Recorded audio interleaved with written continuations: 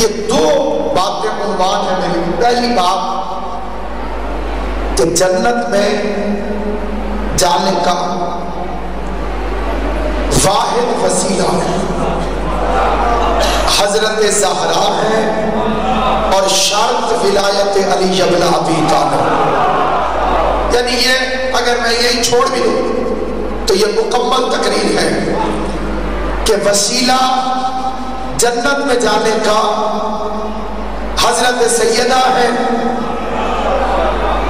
اور جو مطلقاً شرط ہے جنت کی وہ ولایت علی بن ابی طالب.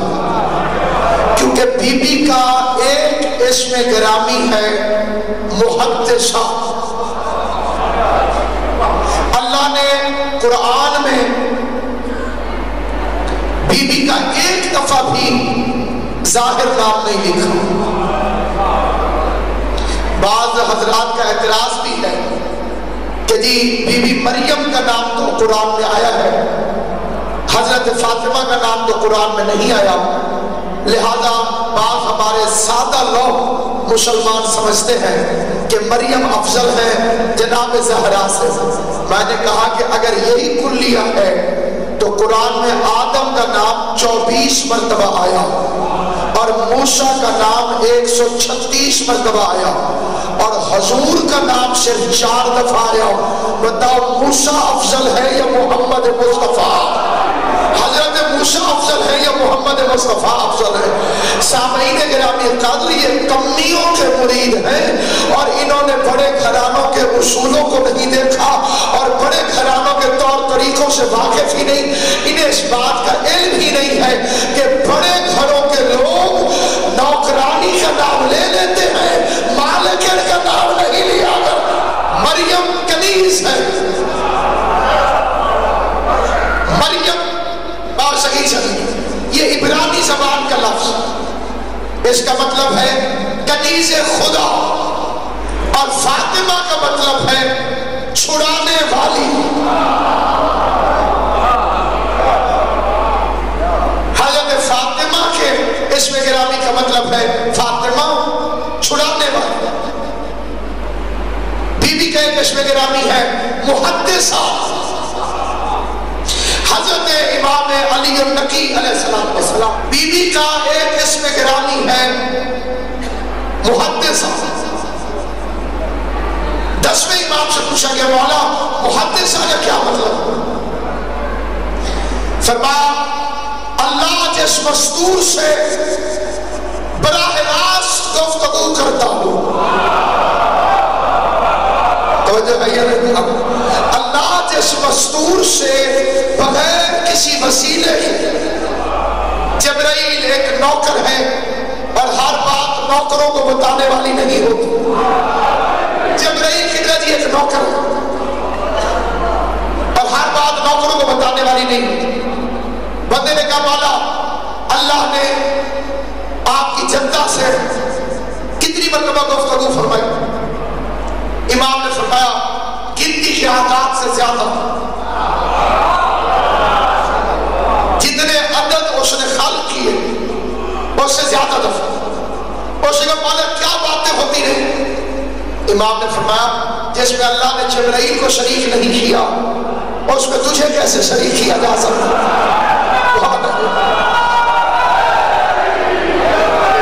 جس میں اللہ نے جبرائیل کو امام صلی کو سلام جس میں اللہ نے جبرائیل کو شامل نہیں کیا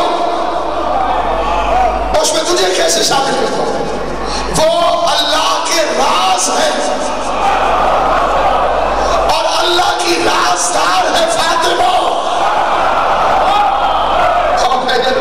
وہ اللہ کے راز ہے, وہ راز ہے جو اس نے جبرائیل کو نہیں بتائے, وہ راز ہے جو اس نے انبیاء کو نہیں بتائے, وہ راز ہے جو اس نے آئمہ کو نہیں بتائے, وہ راز ہے جو اس نے صرف جناب سیدہ طاہرہ کو بتائے. ماننے والا تھا قدموں میں گر گیا اور گر کے کہنے لگا فرزند زہرا میں آپ کو حضرت زہرا کا واسطہ دیتا ہوں. اور علامہ مجلسی علیہ رحمہ نے یہ روایت لکھی ہے کہ اگر کسی بھی امام سے کوئی بات منوانی ہو اور وہ نہ منوائی جا رہی ہو تو اس امام کو حضرت بی بی فاطمہ کا واسطہ دے دو تو حد نہیں ہوتی. جاننے والے نے مفضل ابن یسار نے امام کے قدموں پہ ہاتھ رکھ کے کہا مولا میں آپ کو بی بی فاطمہ کا واسطہ دیتا ہوں, کوئی ایک راز, کیونکہ راز بتایا جاتا ہے اہل کو, نہ اہل کو راز نہیں بتایا. اہل کوفے میں بھی ہو تو مختار بن جاتا, نہ اہل نجف سے بھی ہو کہ آ جائے علی کو بھونکنے لگ جاتا. اہلیت شرط, اہل ہونا ضروری. تو امام نے فرمایا اچھا میں تجھے ایک راز بتا, اور صاحب نے فرمایا کہ نااہل کو مت بتا اور اہل سے مت چھپا. جو تمہیں اہل مل جائے اس سے نہ چھپا, اور جو نااہل ملے اسے مت بتا. آپ کیونکہ مجلس میں تشریف فرما, میں آپ کو اہل سمجھ کر شہزادی کونین اور خدا کے درمیان ہونے والی ایک رازدارانہ گفتگو, علامہ مجلسی نے بھی اسے لکھا, شیخ صدوق علیہ رحمہ نے لکھا, وسائل الشیعہ میں حر عامری علیہ رحمہ نے لکھا کہ جب بی بی فاطمہ الزہرا کی شادی ہونے لگی تو پروردگار نے حضرت زہرا سے براہ راست گفتگو کر کے فرمایا فاطمہ زہرا میں نے کائنات کے سارے سمندر, میں نے کائنات کی ساری زمینیں, میں نے کائنات کی زمینوں سے نکلنے والے شجر, زمینوں سے نکلنے والی خوراک, زمین پہ بہنے والا پانی, ستاروں کی چمک, سورج کی روشنی, سورج جنہیں پکاتا ہے, چاند جن میں مٹھاس ڈالتا ہے, ستارے جن کو راستہ دکھاتے ہیں, سمندروں میں چلنے والی کشتیاں, سرا سے لے کے سریا تک, ای سے لے کے آ تک تیرا حق مہر قرار دی ہے. لیکن یہ جتنا حق مہر ہے یہ سارا میں نے اپنی مرضی سے دیا ہے. اب کائنات میں کیونکہ شے باقی رہی کوئی نہیں جس کو میں تیرے حق مہر کے طور پر تجھے ادا کروں. آل محمد کی عزت کی قسم کھا کے کہتا ہوں کہ اگر کائنات کے کسی مرضی مولوی سے پوچھو وہ یہی جواب دے گا کہ کائنات میں جو کچھ بھی ہے وہ بی بی فاطمہ کا حق مہر ہے. اور پھر پوچھئے گا کہ اگر یہ ساری چیزیں علی کی ملکیت نہیں تھی تو اس نے بطول کو حق مہر میں کیسے ادا کیا؟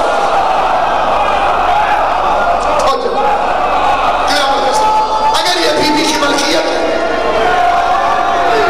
حق مہر میں وہ چیز دی جاتی ہے جو ذاتی ملکیت ہو. تراب علی کی, عرش علی کا, فرش علی کا, جو کچھ آپ کھا کے آئے ہیں وہ سارا مٹی سے نکلا. جو کچھ آپ جا کے کھائیں گے وہ سارا مٹی سے نکلا. جو پہنا ہوا ہے وہ بھی مٹی سے نکلا. اس کے باوجود کوئی علی ولی اللہ کو بھونکے تو یہ ہڈ حرامی کی حد نہیں ہے. تو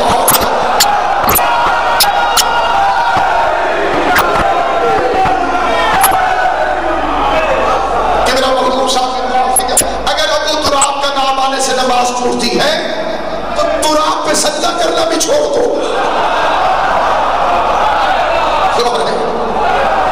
پھر تراب پر سجدہ کرنا بھی چھوڑ دو.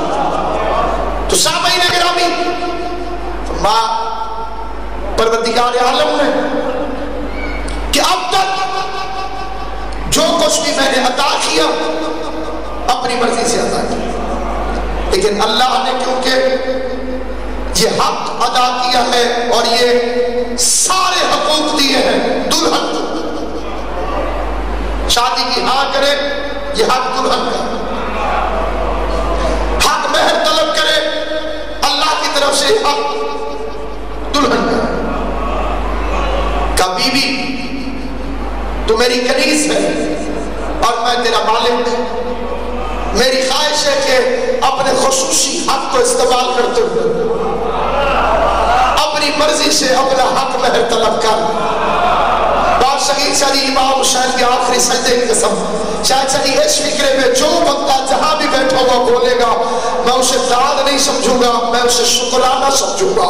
بی بی کا شکریہ ادا کرنے کو دل چاہے تو ضرور بول پڑیے گا، دل نہ چاہے تو بے شک خاموشی میں اپنا وقت گزار لیجیے گا۔ اللہ کی آواز آئی، اے فاطمہ زہرا میں چاہتا ہوں کہ تو اپنی مرضی سے اپنا حق مہر طلب کر۔ فاطمہ زہرا نے سجدے میں سر رکھا اور سجدے میں سر رکھنے کے بعد عرض کیا کہ کنیز کے پاس جو کچھ بھی ہے وہ تجھ قدیر کا عطا کرتا ہے، مجھے اور کائنات میں کچھ نہیں چاہیے۔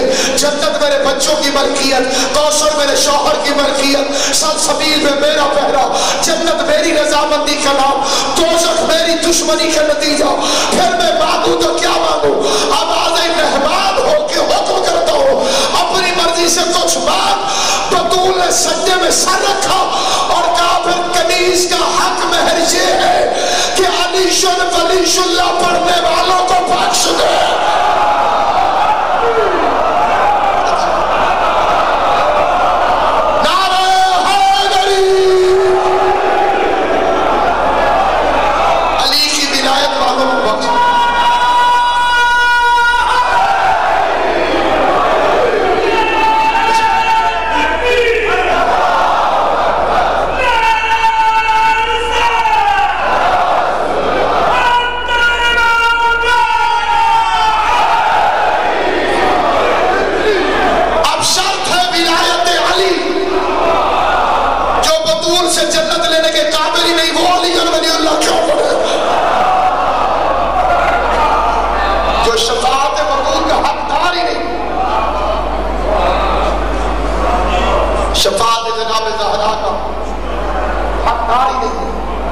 اسے بطول کی جنت میں جانا ہی نہیں۔ ایک عزاداروں سے وعدہ کیا تھا اس نے، جب عرش سے کفن آیا سب کو ملا سوائے حسین کے۔ بی بی نے تڑپ کے پوچھا بابا آپ تو میرے حسین سے بہت پیار کرتے تھے، سب کو کفن دیا، وہ دیکھیے میرا حسین روتا ہوا جا رہا۔ پیغمبر نے حسین کو قریب بلایا اور سینے سے لگا کے پوچھا تو کفن کو کیا کرے گا؟